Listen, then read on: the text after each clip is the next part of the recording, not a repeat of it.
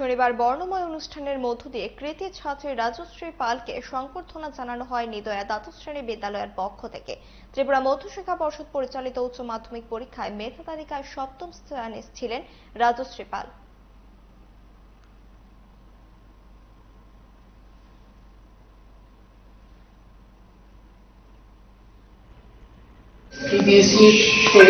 আমাদের বিদ্যালয়ে প্রথম স্থান অধিকার করেছেন ক্লাস 12-এ।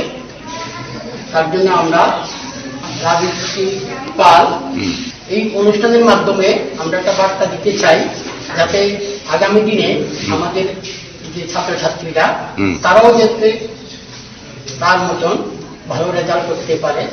শুধু রেজাল্ট ভালো নয়, মানুষের মতো মানুষ হয়ে দেশ গড়ার কাজে যাতে তারা উদ্যুক্ত হতে পারে, এটাই হলো আজকের অনুষ্ঠানের মূল উদ্দেশ্য।